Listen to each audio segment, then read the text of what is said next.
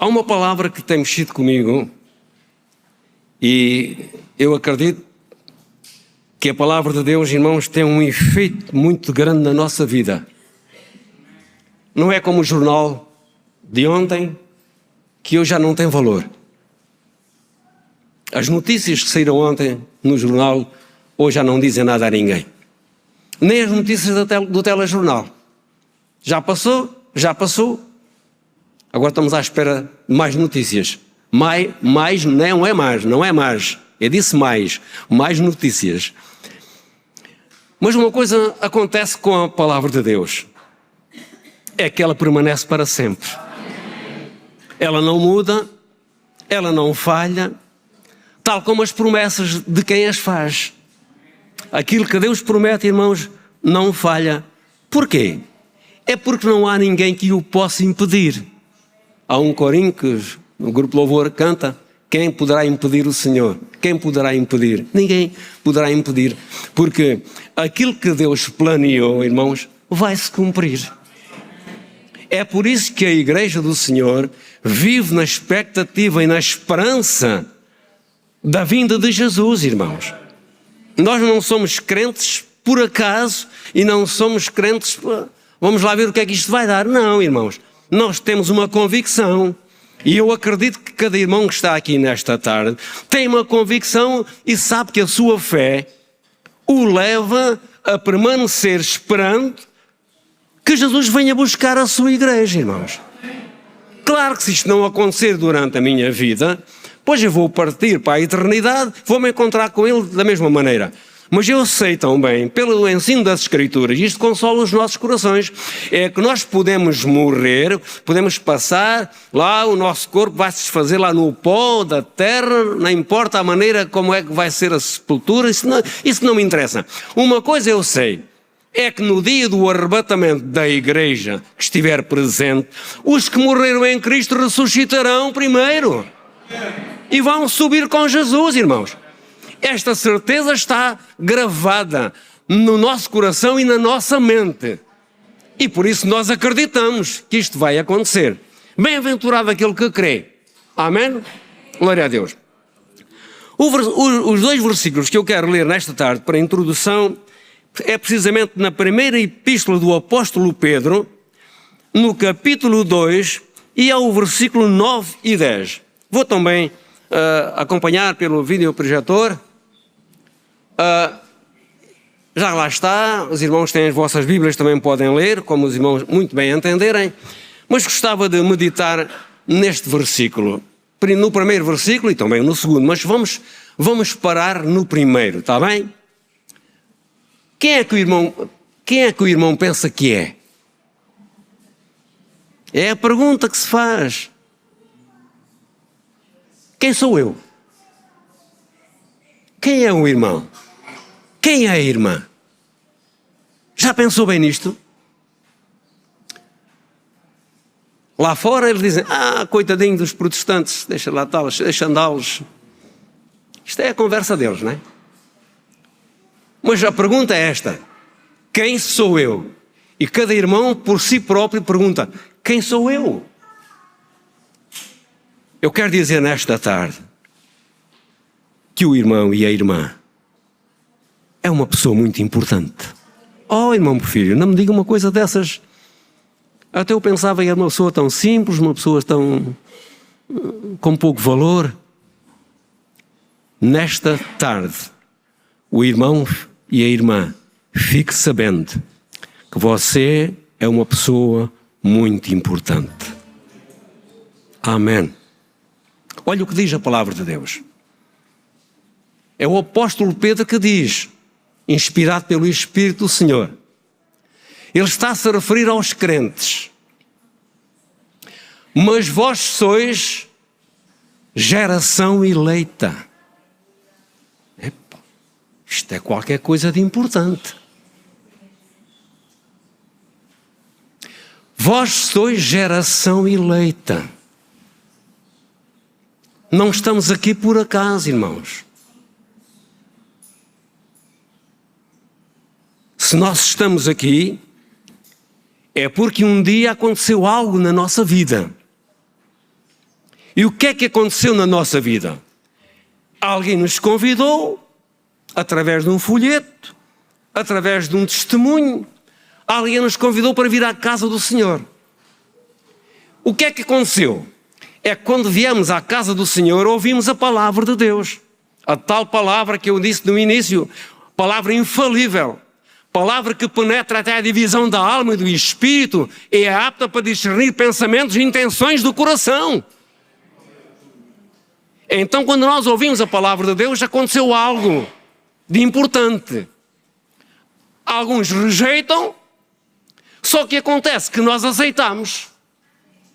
E dissemos individualmente, isto é para mim. E ao aceitar a palavra que ouvimos, porque a palavra que ouvimos falou de alguém muito importante. E esse alguém muito importante tocou de tal maneira no meu coração que eu disse, isto é verdade. Eu quero, eu aceito.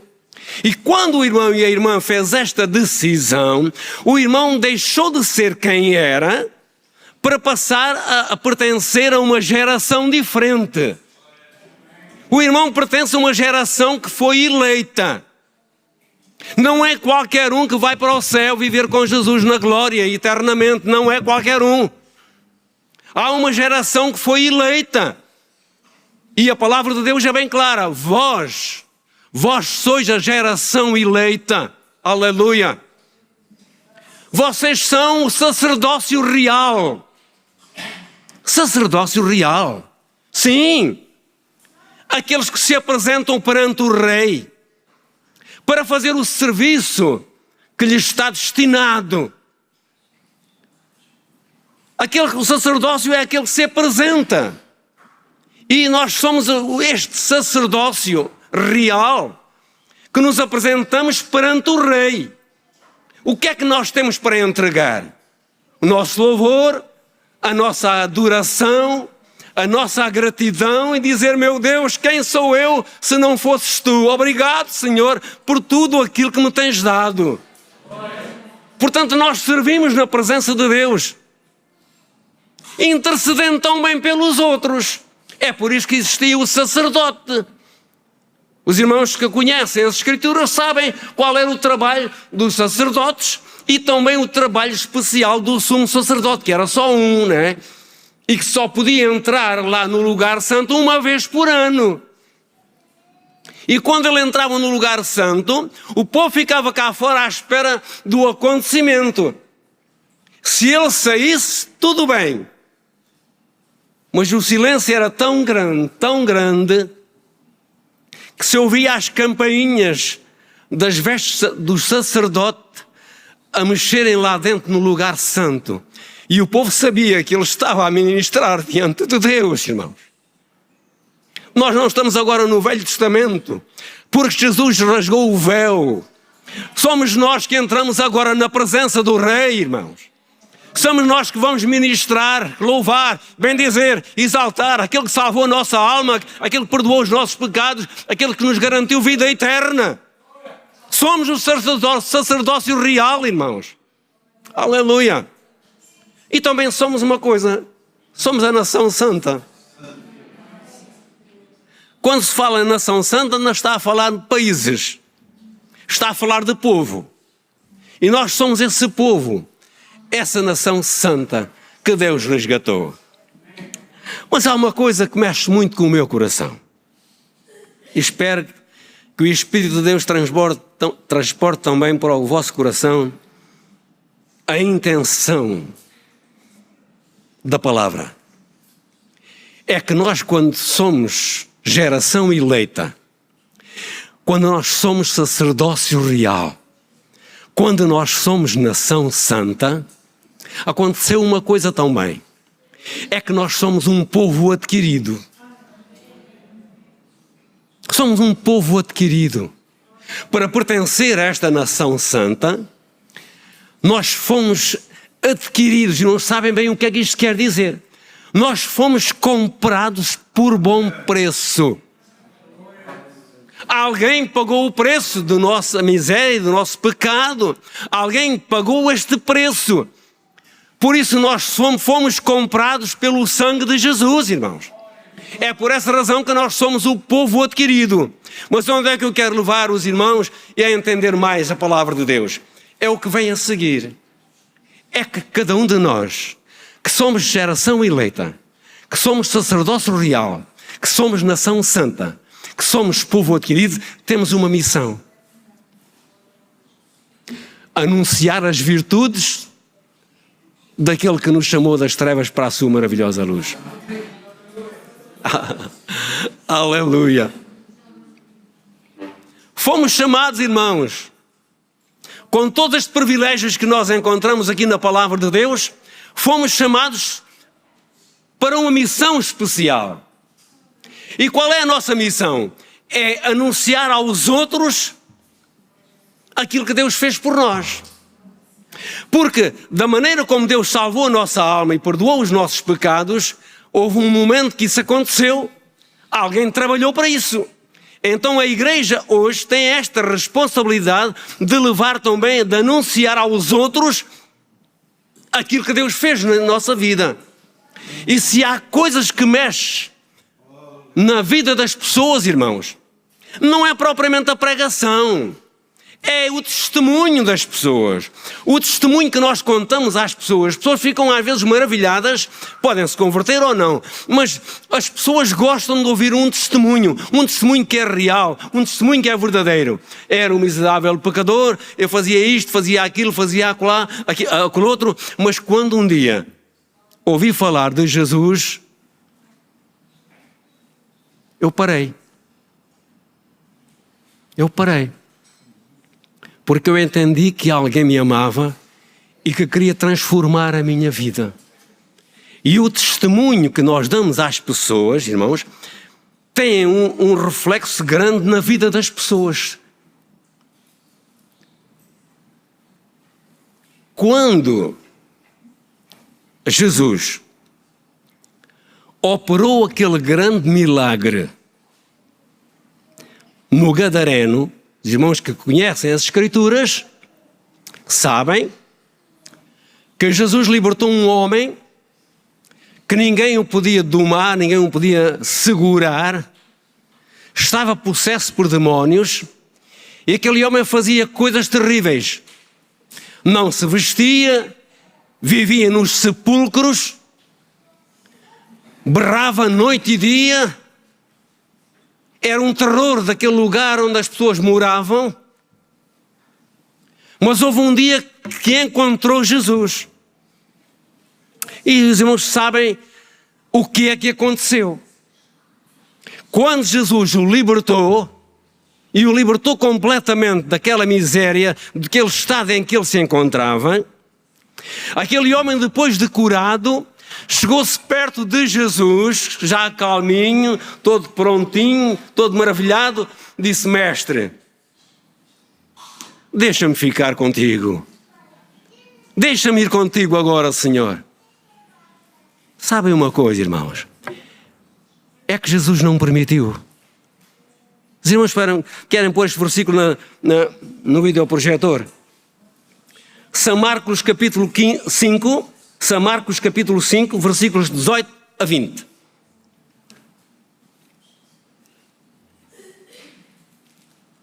E entrando Jesus no barco, rogava-lhe o que fora endemoninhado que o deixasse estar com ele. Versículo a seguir. Jesus, porém, não lhe permitiu, mas disse-lhe: vai para a tua casa, vai para os teus e anuncia-lhes quão grandes coisas o Senhor te fez e como teve misericórdia de ti. E ele foi e começou a anunciar em Decápolis quão grandes coisas Jesus lhe fizeram. O que é que aconteceu, irmãos? E todos se maravilharam. Vejam o milagre que Jesus operou, o desejo da pessoa que foi liberta. Queria estar junto de Jesus porque era bom estar com ele. Era bom. Mestre, deixa-me ficar contigo. Não, agora não. Agora vais para a tua casa e vais contar quão grandes coisas o Senhor te fez. Isto é anunciar, irmãos. Isto é anunciar aquilo que Jesus faz. E assim como aconteceu com este homem, também tem acontecido com cada um de nós. Portanto, no versículo inicial, nós acabamos por ver que o que interessa é, apesar de nós sermos numa posição alta, numa posição de privilégio, nação santa, povo adquirido, geração eleita, apesar de sermos todas estas coisas, fomos chamados para anunciar as virtudes daquele que pode fazer coisas grandes na vida das pessoas. Há uma coisa muito importante, irmãos. Há uma coisa muito importante. É que todo o trabalho que o pregador possa fazer pode ser útil ou pode não ser assim tão útil. E eu vou explicar porquê. O pregador pode ser a pessoa mais eloquente que há. Pode ser uma pessoa conhecedora dos milagres, conhecedor das Escrituras. Ele pode subir ao púlpito e pregar a palavra de Deus. Mas há uma coisa que eu sei que afirma a palavra de Deus. É que se não for o Espírito Santo a convencer a pessoa do seu pecado, a mensagem pode ter sido muito linda, a pessoa pode saber contar a história que ouviu, mas não teve efeito na sua vida. Os irmãos concordam comigo? É verdade, meus amados irmãos. Então vamos lá ler o que diz a palavra do Senhor. No Evangelho de São João, capítulo 16, versículos 7 e 8. É bom lermos isto, irmãos. São João 16, 7 e 8. Quando estas palavras foram ditas, irmãos, eu vou abreviar para não estarmos a ler os versículos todos anteriores, havia uma grande tristeza no coração dos discípulos. Jesus estava a fazer a sua despedida. Jesus estava a dizer aos seus discípulos: olha, eu vou embora, eu vou para o Pai, vai acontecer assim, assim, assim, mas vocês não se preocupem, eu vou morrer, vou dar a minha vida, mas já ao terceiro dia eu vou ressuscitar. Portanto, vocês fiquem descansados que isto não vai acontecer, mas vocês não se preocupem, porque eu vou sair, mas vou fazer algo de muito importante. E disse-lhes: todavia digo-vos a verdade, que vos convém que eu vá, isto é Jesus a falar, porque se eu não for, o Consolador não virá a vós, mas se eu for, enviar-vos-lo-ei. Agora veja o versículo a seguir. E quando ele vier, ele quem? O Consolador, o Espírito Santo. E quando ele vier, convencerá o mundo do pecado, da justiça e do juízo. É por essa razão que eu estava a dizer, meus irmãos, por muito eloquente que seja o pregador, não consegue convencer ninguém. Porque quando se prega a palavra de Deus, irmãos, é na intenção de que o Espírito de Deus transporte a palavra que é pregada pelo pregador e que a leva ao coração daqueles que a ouvem. Para que faça efeito, irmãos. Porque não é o pregador que convence as pessoas, é o Espírito Santo que convence. Ele convencerá o mundo do pecado, é Ele que convence do pecado. Agora, irmãos, Deus tem muitas maneiras de trabalhar. E às vezes encontramos nas Escrituras passagens que nos ensinam tanto, que enriquecem tanto a nossa alma ao vermos a maneira como Deus trabalha. Os irmãos sabem que os anjos têm a sua participação. Os irmãos sabem disto. Os anjos querem fazer o trabalho que nós fazemos, mas não lhes está permitido. Mas eles têm alguma intervenção. Por exemplo, já tenho aqui pregado, e os irmãos ainda há pouco tempo se calhar ouviram isto, os irmãos sabem que com aquele homem, aquele Cornélio que a palavra de Deus fala, a primeira visita que ele teve foi de um anjo. O anjo apareceu a Cornélio e disse-lhe: as tuas orações foram ouvidas diante de Deus. Portanto, agora repare, manda chamar a Pedro. Vejam como Deus trabalha, irmãos. Manda chamar a Pedro. Ele vai te dizer como é que deves fazer. O anjo não tinha autoridade para dizer como era. Ele não tinha autoridade para pregar acerca de Jesus. Não. Ele fez o trabalho que Deus lhe mandou. Apareceu a Cornélio e disse: manda chamar a Pedro. Isto é maravilhoso, irmãos. Eu fico maravilhado com estas coisas. Sabem porquê? É porque o bom do Pedro estava muito tranquilo lá na casa daquele Simão, lá à beira-mar, estava muito descansado. Acontece uma coisa engraçada, é que aquilo estava-se a aproximar a hora do almoço. Estava-se a aproximar a hora do almoço. E o Pedro teve fome. Mas uma coisa aconteceu, é que ele antes de almoçar, enquanto lhe preparavam o almoço, o Pedro subiu ao terraço e foi orar. Tudo isto, irmãos, mostra como Deus trabalha. A beleza disto, irmãos, está na maneira como Deus trabalha. Então o bom do Pedro foi orar ao Senhor enquanto lhe preparavam lá a comidazinha. E o bom do Pedro estava muito bem ali a orar ao Senhor. Quando ele estava no seu momento devocional na presença de Deus, ele olha e vê um lençol que estava a descer do céu. E o bom do Pedro olha para aquele lençol e vê lá coisas terríveis para ele. Animais quadrúpedes, répteis da terra e aves imundas. Mas não, ele viu o lençol descer do céu, mas ouviu a voz de Deus a dizer-lhe: Pedro, mata e come. Ah, Senhor, não. Vejam só, irmãos, a maneira como Deus trabalha e qual é a reação do homem. Não, Senhor. O Senhor sabe, Deus sabe, que eu nunca na minha boca entrou alguma coisa comum ou imunda. Eu não vou fazer isso, Senhor. Eu não vou comer agora uma cobra, eu não vou comer um lagarto, eu não vou comer uma ave, sei lá, imunda. Eu não quero essas coisas, Senhor. Não, na minha boca nunca entrou essas coisas. Pedro, tem cuidado. Não chames comum ou imundo aquilo que eu purifiquei. E o lençol retornou. E tornou a voltar o lençol. E o lençol retornou. E tornou a voltar o lençol. E Pedro ficou maravilhado. O que é isto que o Senhor me quer dizer? É que Deus fala, irmãos. Deus fala, Deus tem as suas maneiras especiais de trabalhar, irmãos. Deus queria que Pedro fizesse um trabalho que ele não queria fazer. Oh, irmãos, eu vou interromper aqui um pouco. Passado alguns dias, a igreja que estava em Jerusalém ouviu dizer que Pedro tinha entrado na casa de Cornélio e tinha comido e bebido com eles, e a igreja chamou a atenção: Pedro, como é que tu consegues fazer uma coisa dessas? Porquê é que tu entraste na casa desses incircuncisos, comeste e bebeste com eles? Calma. Eu vou explicar o que é que aconteceu. É que para tudo há uma explicação, irmãos. E Pedro começou a contar: aconteceu-me isto e isto, mais isto e mais isto. Eu estava à espera, eu estava a orar, eu vi aquilo que Deus me mostrou. E depois Deus disse-me: Pedro, não chames comum ou imundo aquilo que eu purifiquei, Pedro. Toma cuidado, Pedro.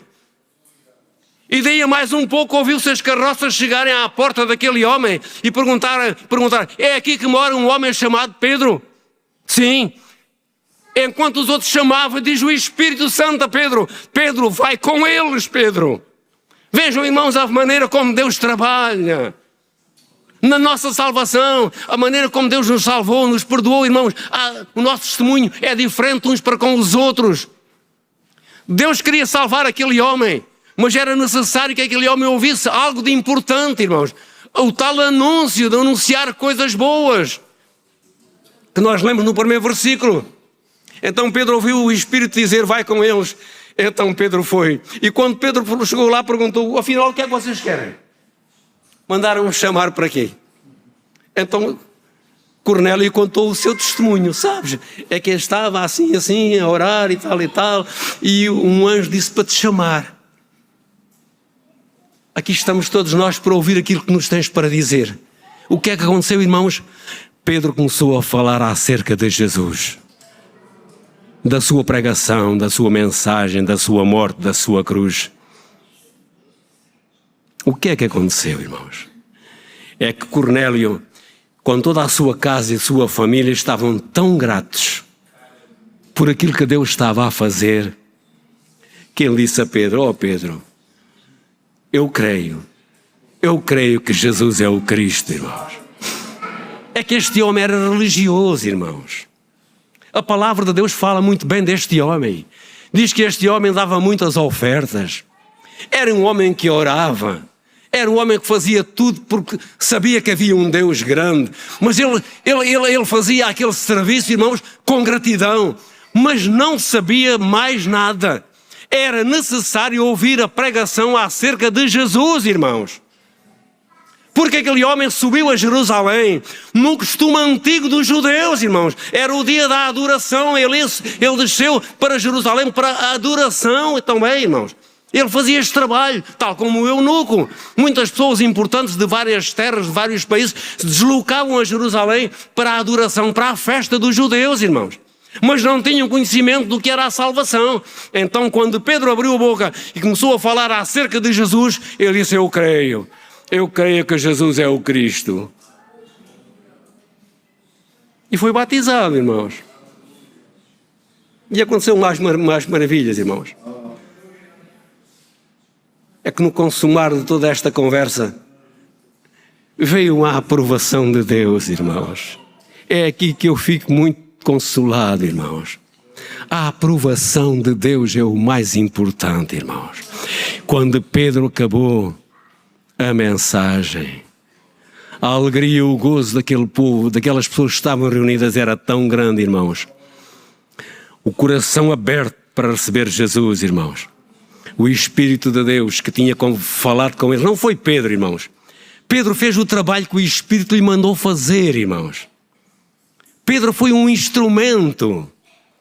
Cada pregador, irmãos, é um instrumento nas mãos de Deus. Mas é Deus quem faz a obra. Porque senão não há consistência na salvação. A pessoa pode até mudar de religião, mas não chega, irmãos. É preciso salvação. E só Jesus perdoa. O primeiro versículo que nós lemos, irmãos, é muito bom. O primeiro versículo, 1 de Pedro 2,9, por favor.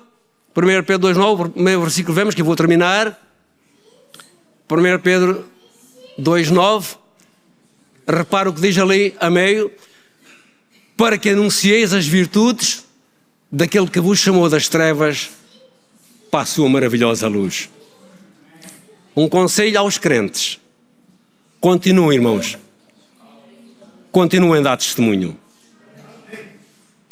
continuem a dizer que Jesus salva, continuem a dizer que Jesus transforma, continuem a dizer que Jesus é maravilhoso, faz coisas grandes na nossa vida. Amém? Glória a Deus.